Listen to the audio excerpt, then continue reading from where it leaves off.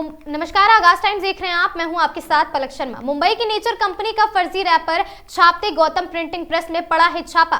200 wrapper बरामद है। बरामद नकली प्रोडक्ट बिकने पर हुई है कार्रवाई। आपको बता दें, मुंबई में सौंदर्य प्रसाधन प्रोडक्ट बनाने वाली नेचर कंपनी का भारी मात्रा में नकली रैपर छापने वाले एक प्रिंटिंग प्रेस पर सदर थाना पुलिस ने छापेमारी की है और साथ ही कलेक्ट्रेट रोड में चलने वाले इस गौतम प्रेस में चलने वाले इस छापेमारी में भारी मात्रा में नेचर कंपनी का नकली रैपर बरामद किया गया है। पुलिस ने रैपर बरामद कर दुकान को सील कर दिया है और साथ ही अब पुलिस को रैपर छापने का ऑर्डर देने वालों की तलाश कर रही है। ऑर्डर देने वालों का पता लगाने के लिए पुलिस सीसीटीवी का भी सहारा ले रही है। छापेमारी का नेतृत्व कर रहे दरोगा धनंजय दास ने बताया कि कंपनी के मुख्य जांच पदाधिकारी सुजीत पांडे की निशानदेही पर यह छापेमारी की गई है, जिसमें नेचर कंपनी का 200 नकली रैपर बरामद किए गए हैं। हालांकि पुलिस अब रैपर छापने वालों की तलाश कर रही है। बताया जाता है कि प्रिंटिंग प्रेस संचालक को पेन ड्राइवर में रैपर का नक्शा दिया गया था और साथ ही आपको बता दें, छापेमारी में साथ रहे कंपनी के मुख्य जांच पदाधिकारी सुजीत पांडे ने मीडिया के लोगों से बताया है कि बिहार के पटना व नवादा जिले में भारी मात्रा में नेचर कंपनी का प्रोडक्ट भी बरामद हो चुका है।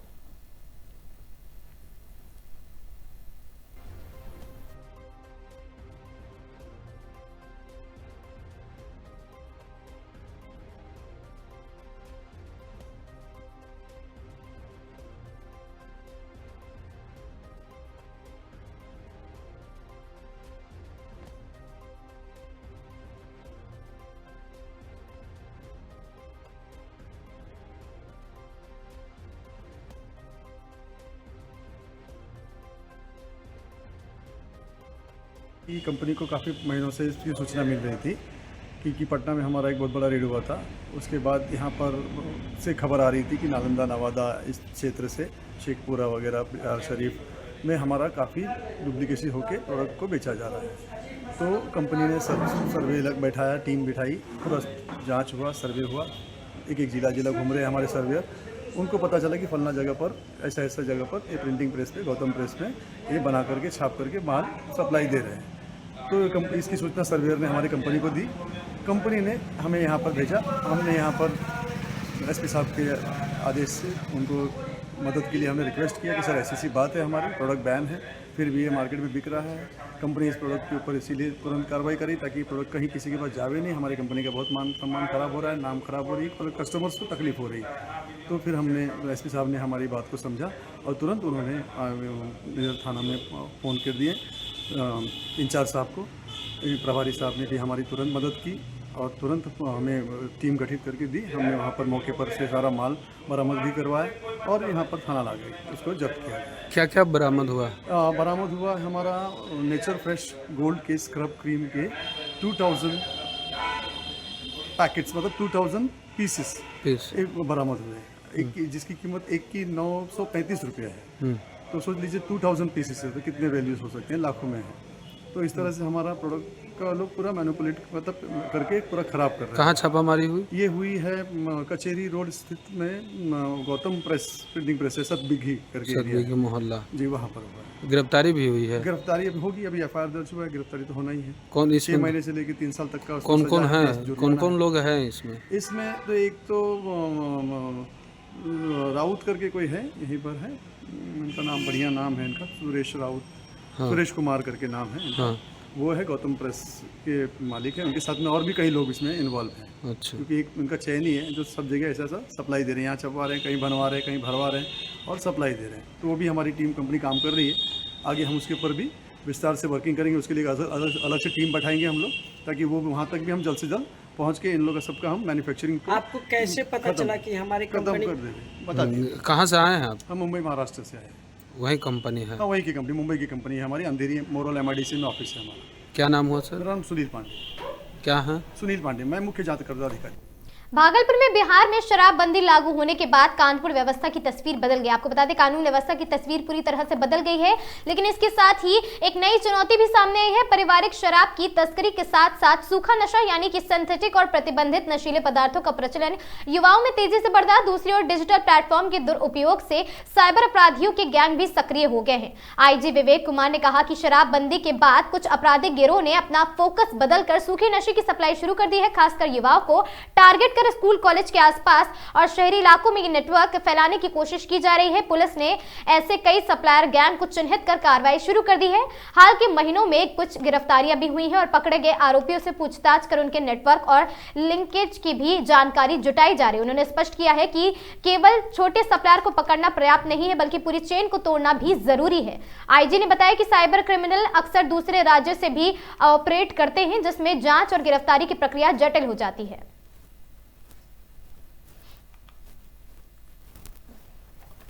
मतलब साइबर अटैक, तो उसको लेके भी ट्रेनिंग भी हुए बजाते हैं आप लोगों ने इसमें पुलिस मुख्यालय से लगातार इन समस्याओं का अनुश्रवण किया जा रहा है और सभी जिलों में इसके लिए विशेष टीमों का गठन भी किया गया है। अभी हाल फिलहाल में आपने देखा होगा भागलपुर में भी इस पर काफ़ी कड़ाई से कार्रवाई हुई है, कुछ गिरफ्तारियां भी हुई हैं, बरामदगी भी हुई हैं और जो इसमें इसके फॉरवर्ड और बैकवर्ड लिंकेजेस हैं उनको भी स्थापित करने का प्रयास किया जा रहा है कि ये सब मादक पदार्थ कहाँ से आ रहे हैं, इसके पीछे कौन गिरोह हैं और निकट भविष्य में उन सभी के विरुद्ध कड़ी कानूनी कार्रवाई की जाएगी। उनकी संपत्तियों को जब्त किया जाएगा कानून के प्रावधानों के अनुसार और उनको कड़ी से कड़ी सजा भी दिलाई जाएगी।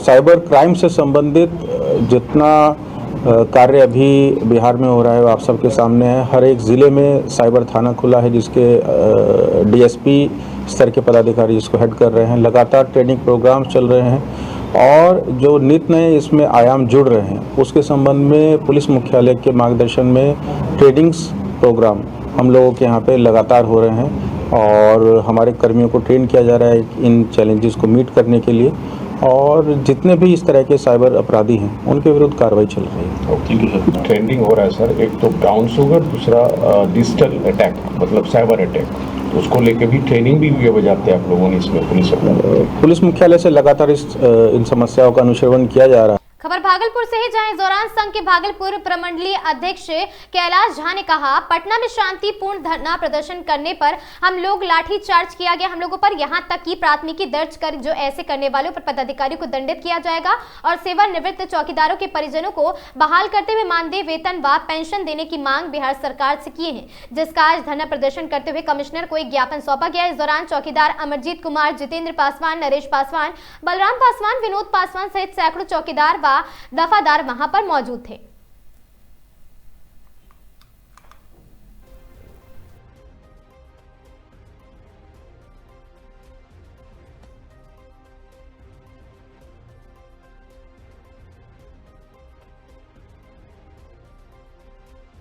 हम लोगों का डिमांड है आज कि दिनांक 23/2/26 को अपनी मांगों के समर्थन में हम लोग पटना में प्रदर्शन किए थे।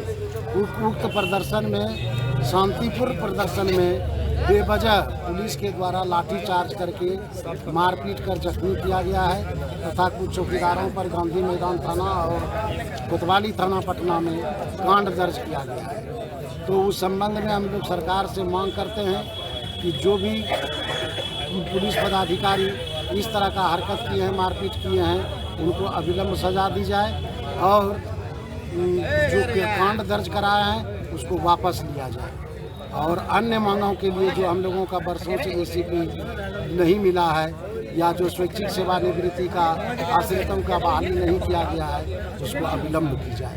वेतनमान भी है? वेतन तो है ही, उसके साथ तो वेतन है ही। कितने सूत्री मांग है?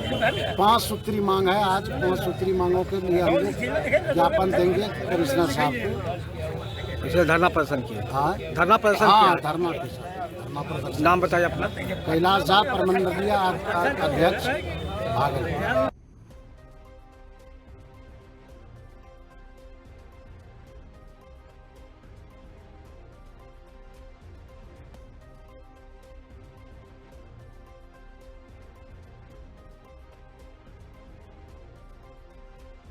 हम लोगों का डिमांड है आज कि दिनांक 23/2/26 को अपनी मांगों के समर्थन में हम लोग पटना में प्रदर्शन किए थे। उक्त प्रदर्शन में शांतिपूर्ण प्रदर्शन में बेवजह पुलिस के द्वारा लाठीचार्ज करके मारपीट कर जख्मी किया गया है तथा कुछ खबर लखीसराय से ही, जहां फरवरी माह के अंतिम दिन शनिवार 28 फरवरी की दोपहर स्वास्थ्य उपकेंद्र माननपुर में वर्षों तक अपनी अहम सेवाएं देते हुए मिंटू कुमार के सेवानिवृत्ति होने पर एक भावनात्मक विदाई समारोह का आयोजन किया गया। ये कार्यक्रम पचगहिया के निकट स्थित आयुष्मान आरोग्य मंदिर सह सहायता उपकेंद्र मननपुर के परिसर में संपन्न हुआ है। कार्यक्रम में ANM निशा कुमारी और साथी द्रौपदी कुमार, CHO निधि Gupta, doctor Ritesh Kumar, MOIC Vinay Kumar, doctor Ashok Kumar और साथी BCM मिंटू कुमार, साथी CHO राजू कुमार, अभिषेक कुमार और साथी ब्यूटी कुमारी श्यामोली रविदास और साथी चानन क्षेत्र की आशा ANM बहनें उपस्थित रही हैं। वहीं आंगनबाड़ी केंद्र से सेविका रूबी कुमारी और वहां पर फूल कुमार संग अन्य सेविका तथा समाज सेवी शोभा देवी, बबलू मंडल और पंचायत समिति निरंजन पासवान भी समारोह में शामिल हुए हैं। उपस्थित जनों ने उन्हें फूल माला पहनाकर सम्मानित भी किया।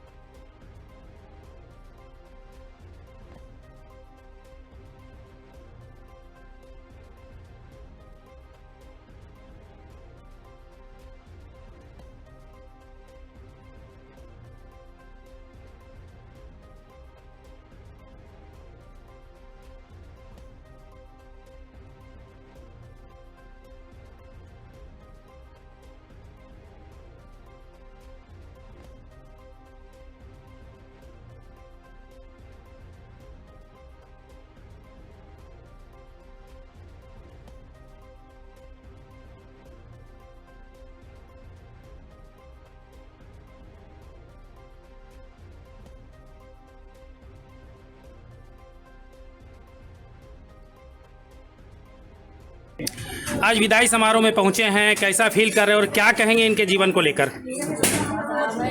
इसीलिए तो यही कहेंगे कि ये एक तरह से भावुक पल है, लेकिन खुशी की बात यह है कि आज होली मिलन समारोह भी है आज इनके जाने के उपलक्ष्य में, और हम लोग सम्मानित के लिए भी यहाँ पे पहुँचे हुए हैं। मैडम ने यहाँ जो भी कार्य किया है ना, इनकी सराहना काफ़ी होती है। कभी कोई शिकायत नहीं मिला है इनके द्वारा। इनका कार्यकाल यहाँ बहुत बेहतर रहा है। क्या शुभ नाम लिखते हैं सर अपना? निरंजन पासवान, पंचायत समिति संग्राम। सर, आज आप ही के बीच की एक सदस्य जो ANM थे, उनका आज सेवानिवृत्त हुआ है, क्या कहेंगे इसको लेकर सर? ये आज विदाई सह सम्मान समारोह है और ये सिस्टर हमारी जो थी, हमारे गार्जियन स्वरूप थी और एक पदाधिकारी के रूप में हमको कभी कार्रवाई भी करना पड़ा, कभी कुछ भी करना पड़ा, लेकिन ये बहुत ही अच्छे ढंग से हमारे प्राथमिक उप केंद्र मननपुर में कार्य की हैं और इनके कार्य का मैं सराहना करता हूं और इनकी लंबी आयु की भी कामना करता हूं। और ये अभी तक तो ये अपना दायित्व निभा रहे थे, अब इसके बाद इनका जो है अलग जीवन का शुरुआत हो रहा है। हम ऊपर वाला से कामना करेंगे कि ये सुखी रहे और हमेशा निरोग रहे। क्या शुभ नाम लिखते हैं सर? मैं डॉक्टर विनय कुमार, प्रभारी चिकित्सा पदाधिकारी, BSc चार्टर्ड। आपके बीच की एक सदस्य आज सेवा से निवृत्त हो रही है, अपने घर को जाएंगी और नया जीवन फिर शुरुआत होगा, क्या कहेंगे इसको लेकर? आज हमारी ANM दीदी जो बहुत साल 50 साल 6 महीना और 14 दिन अपना समय यहाँ पे व्यतीत की है, बहुत प्यार और लगन के साथ। ये वो ANM दीदी है जो 49 साल जहाँ पे एक बिल्डिंग था, यहाँ पे एक सिर्फ बिल्डिंग था, टूटा फूटा बिल्डिंग, जहाँ पे सिर्फ एक बैठने के लिए चेयर थी और भी टूटा हुआ चेयर। जो हम बचपन में यहाँ पे आए थे तो देखे थे मिंटू दीदी बैठ के अपना अच्छे से एकदम आराई कर रही थी, जो वैक्सीनेशन वो जो अपना कर्तव्य होता वो निभा रही थी। और वो भी एक फैन भी नहीं था, बहुत गर्मी का दिन था, वो वहाँ से लेकर अब तक का सफर जो आज चेयर जो मिला है इनको रिवॉल्विंग का, एक माँ का लगाव तुमको इनसे मिला, क्या कहोगी इसको लेकर? ये हमारी जो यहाँ हम तो इनके साथ 4 साल से काम कर रहे हैं, 4 साल से काम कर रहे हैं। आज तक इनको एक वर्ड बोलने की जरूरत नहीं पड़ी कि मैडम आप ये काम कर दीजिए। मेरे बोलने से पहले ये सारा काम करके मुझे देती थी और मुझे एक माँ की तरह जो बोलते हैं ना कि एडवाइस करना, बहुत अच्छे से एडवाइस। इनके अगले जीवन के लिए भगवान से क्या प्रार्थना करोगे? यही कहेंगे कि हमारी एनएम दीदी जहाँ भी रहे, मिंटू दी हमेशा खुश रहे, स्वस्थ रहे और हमेशा इसी तरह खुशी अपना सबके बच्चों को। क्या नाम लिखती हो अपना? निधि गुप्ता CFO। आपके अस्पताल से एक एएनएम जिनकी विदाई आज हो रही है, आपके बीच में रही, काम भी की, किस प्रकार से उनका काम आपको पसंद लगा और क्या कभी कभी ऐसा भी समय आया जब कहीं ना कहीं आपको कड़े शब्द इनको कहना पड़ गया? ऐसा तो समय ही नहीं दी इन्होंने। जितना दिन हमने 2023 से इनके साथ मैं काम कर रहा हूँ, ऐसा इनको समय ही हमको नहीं दी कि जहाँ की इनको कड़े शब्द का उपयोग करना पड़ा। इनका सराहनीय रहा, बहुत अच्छा रहा और मैं इनसे आशीर्वाद लेता हूँ और इनका आशीर्वाद का कामना करते रहूँ। और सदैव जो है मैं इनके काम का हर जगह बहुत अच्छे रहे और बहुत दिनों से नहीं तो हम इनको बताए, जहाँ ड्यूटी लग जाता था लगाते थे। ये नहीं कभी बोली है कि हम नहीं जाएंगे, ऐसा शब्द का प्रयोग कभी नहीं किए। बहुत अच्छे से काम किए और 3 साल के बीच में हम लोग जो है माँ बेटे के संबंध की तरह बहुत अच्छे से जो है कि निर्वाहन। क्या शुभ नाम लिखते हैं सर अपना? मिंटू कुमार, द्वितीय प्राथमिक स्वास्थ्य केंद्र। हमको बहुत सराहना मिल रहा है और इन्हीं लोग की कृपा से हम अभी यहाँ पर अच्छे ढंग से रह रहे हैं और आज बहुत अच्छा। क्या नाम लिखते हैं मैडम अपना? अब जब इन लोगों के बीच से आपका समय हट रहा है तो इन लोगों को क्या प्रेरणा देंगे?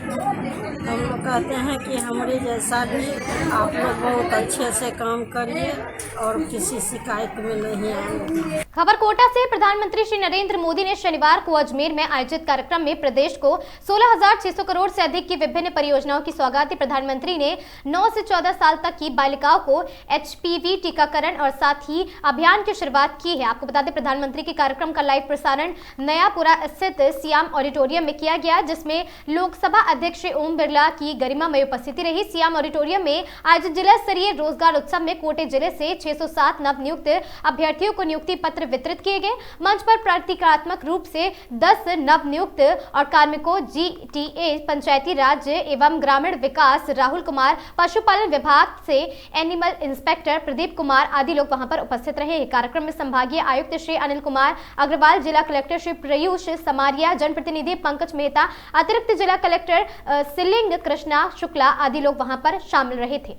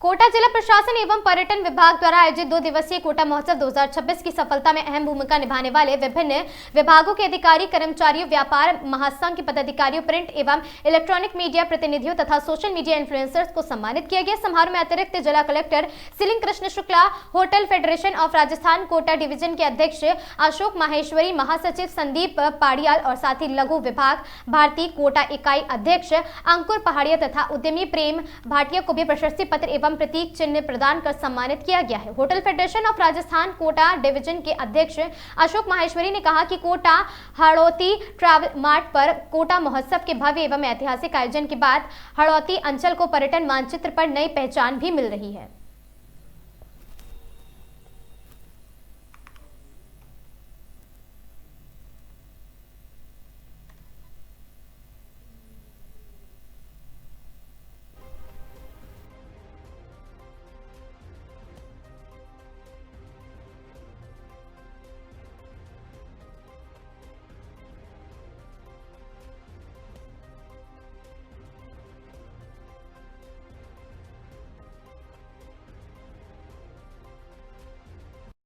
द्वितीय कोटा महोत्सव अभी कोटा में 21 और 22 फरवरी को आयोजित किया गया है।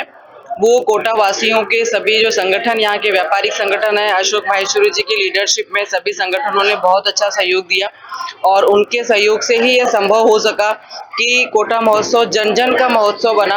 हर व्यक्ति की इसमें भागीदारी रही और हमारा जो उद्देश्य था इस महोत्सव को आयोजित करने का कि कोटा को पर्यटन की दृष्टि से उकेरा जाए, तो वो उद्देश्य अब ऐसा सिद्ध हो रहा है कि अवश्य सफल होगा और भविष्य में भी इस तरीके के महोत्सव कोटा में आयोजित होते रहें ताकि हमारा कोटा वैश्विक कोटा बन सके। Thank you. Being administrative officer, आप इस आयोजन की सफलता का श्रेय किसको देना चाहेंगे? आम जन को या अशोक माहेश्वरी जी की टीम? इस आयोजन के लिए अशोक माहेश्वरी जी ने जो प्रयास किए हैं, जो सहयोग किया है, जिस तरीके से प्रशासनिक अधिकारियों को और आम जनता के बीच में कड़ी का काम किया है, तो इनका बहुत बड़ा रोल रहा है इस महोत्सव को सफल बनाने में। और मैं सभी आम जन से अपील करूंगी कि माहेश्वरी जी की तरह सभी लोग इस यज्ञ में आहुतियां अपनी देवें ताकि हम इस यज्ञ को महायज्ञ बना सकें और कोटा को हम अपने वैश्विक पटल पर ला सकें। जिस तरह से प्रशासन ने इस तरह के आयोजन को अंजाम देके हमारे कलेक्टर साहब, हमारे पर्यटन विभाग से जुड़े हमारे पदाधिकारी, हमारे कृष्णा शुक्ला मैडम, जिस तरह से इस आयोजन को समावेश किया, बेहतरीन बनाया, आकर्षक बनाया, ये जनता के लिए समर्पित है। ये जनता का आयोजन था। निश्चित ही आने वाले समय में हम इससे भी कई तरह के आयोजन जब तक देते रहेंगे जब तक हम हड़ौती को पर्यटन के मानचित्र पर नहीं ला। शहर के करियर पॉइंट के सामने शनिवार व रविवार की मध्य रात 1:30 बजे करीबन शॉर्ट सर्किट से स्टेशनरी व बेकरी की दुकानों में आग लगने से सारा सामान जल गया। अग्निशमन अधिकारी राकेश व्यास ने बताया कि देर रात को सूचना मिली थी कि कैरियर पॉइंट के निकट 2 दुकानों में आग लगी है। मौके पर तुरंत लोगों को भेजा गया और आग पर काबू पाया गया। प्रारंभिक जानकारी के अनुसार आग शॉर्ट सर्किट से लगी थी। आग इतनी भीषण थी कि उसका धुआं दूर से देखा जा सकता था।